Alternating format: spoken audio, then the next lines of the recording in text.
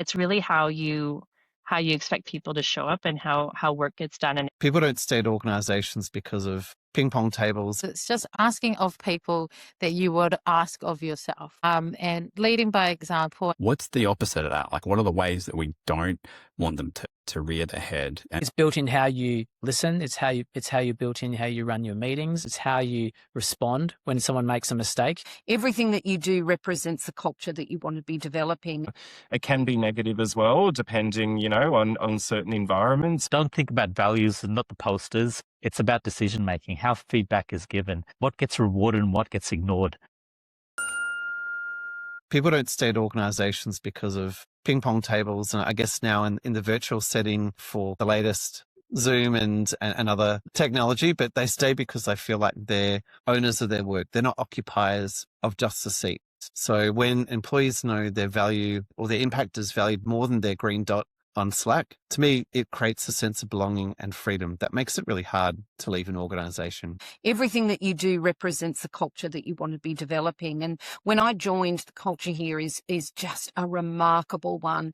And my job wasn't to build something great. It's to maintain and nurture and foster and protect that culture. As we move from a founder-led organization to now as a new CEO, having that with a very different mindset around how businesses are best led, and having both the founder and the CEO working alongside each other. It's really how you expect people to show up and how work gets done. And it's funny, sometimes I'll ask people about culture. Like I'll do a lot of cultural interviews and ask them what they'd like to see, and they often talk about events, just like I was talking about events and the happenings. It's kind of like the frosting of culture, but ultimately it's really around decision making, it's promotions, it's who you hire, it's who you don't hire. I'm very aware that people will come to AMWA looking to improve their culture or build their culture, and we can definitely help with that. There's no question. However, it's an ongoing piece of work. It doesn't conclude at the end of the offsite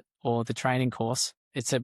We might kick that off and get that moving, but you can't just do that in a day or 2 days. I think it's built in how you listen. It's how you built in how you run your meetings. It's how you respond when someone makes a mistake. Yes, they're rich. They're, all of those wonderful things need to be acknowledged when you're talking community, but I think shifting away from even the language of culture and moving that into, we call it the Mo train, but, the Movember community of employees is who we are. Cultures, if that's the terminology to use, they live and breathe and they change and they adapt, and that's all really positive.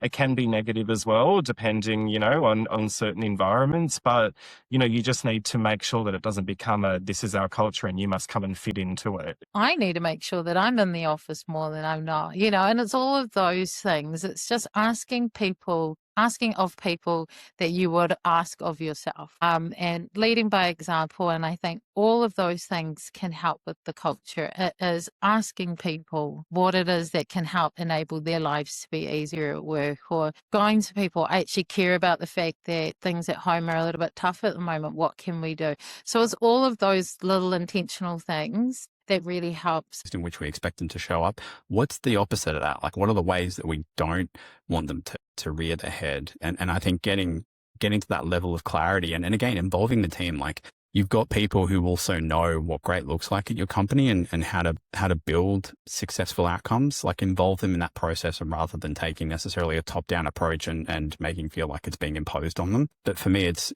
how can you think about the ways in which that shows up? So I think what we need to think about, especially with culture and those really early warning signs, is firstly, even before we get onto that, how are we going to be intentional with culture? So it means designing work that actually happens. So, don't think about values and not the posters. It's about decision making, how feedback is given, what gets rewarded and what gets ignored. So culture is always there. The question is more whether it's intentional or accidental.